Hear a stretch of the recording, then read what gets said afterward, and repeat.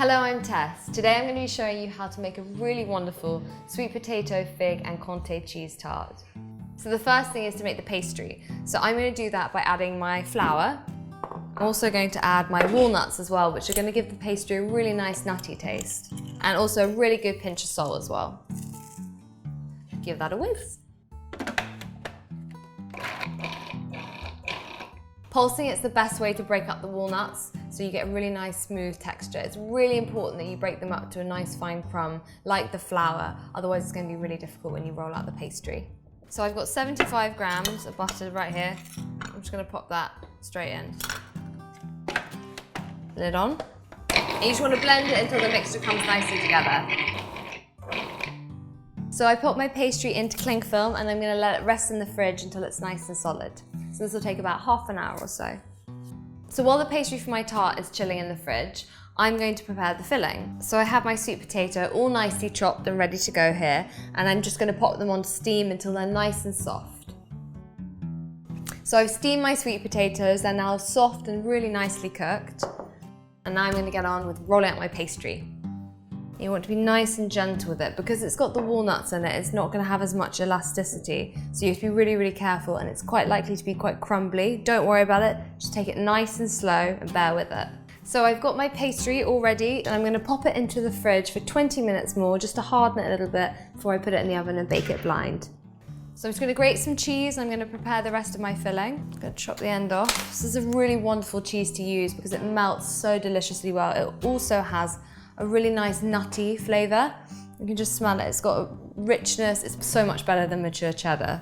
So 100 grams is the perfect amount. It's nice and cheesy without being overpowering. So you really get that lovely sweetness from the sweet potatoes and the fresh figs as well. So a tip, keep the rinds of your cheese. They're really, really useful. You can use them in stocks, in soups, and they give things a really wonderful richness of flavour as well. So they're really handy to have. Do hold on to them. And I've got these wonderful little tiny baby fresh figs as well, which are nice and ripe. And I'm just going to simply slice them into halves like that. And they're just going to sit on the top of our tart as we cook it, and they're going to look beautiful and add a really nice sweetness as well.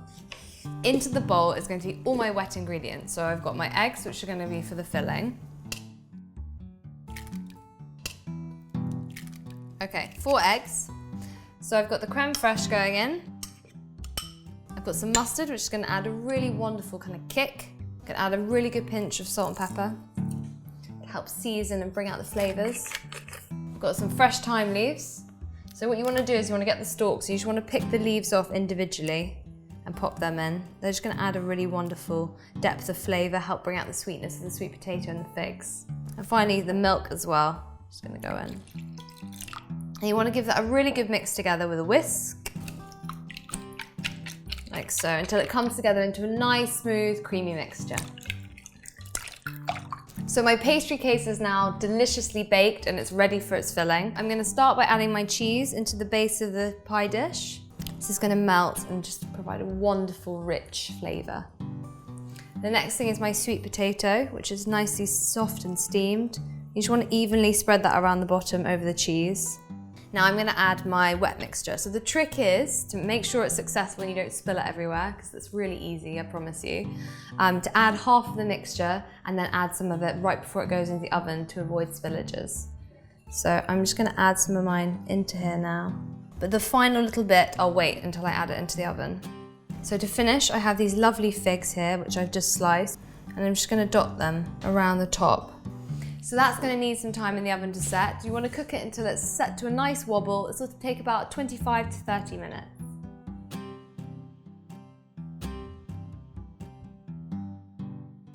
So I've got my tart, it's just come out of the oven and it's really, really hot.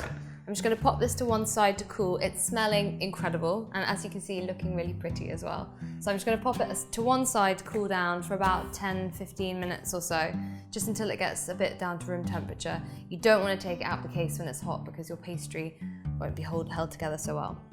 So I'm going to make a salad to go with it while it's cooling, and I've just got a really nice big handful of rocket leaves here, avocado, which I'm just going to slice into nice strips. Just pop that into your salad. So I'm also going to make a really nice dressing to go with my salad. I've got some lemon juice, Juice of about half a lemon's good. And then a good few tablespoons of olive oil. Good amount of black pepper. And a good pinch of salt as well. And you just want to give it a little whisk. Super easy. We've also got some really nice fresh basil leaves here. I like to add herbs into a salad because it adds an extra aroma and flavour. It just livens up the salad a little bit without adding loads of extra ingredients. So you can just put whole leaves in, or you can break them up. So I've got my dressing. I'm just going to simply pour it over and just finish with a generous handful of pine nuts, just around like that. So all I've got to do is serve up my tart and ready to eat.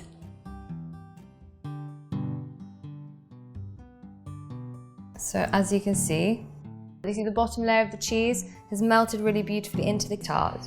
And it's going to give it a really wonderful kind of rich flavour. It's going to work so well with the fresh figs and the sweet potato as well. I'm really excited to tuck in. So I'm going to start serving this up. So I've got my tart and I'm just going to have some of this delicious salad as well. Just pop that on a plate. And there you have it. I really hope you like this recipe. It's great for the summer. The tart serves really well cold, so it's good for picnics. It's also really good for suppers, to impress your friends, all sorts of things.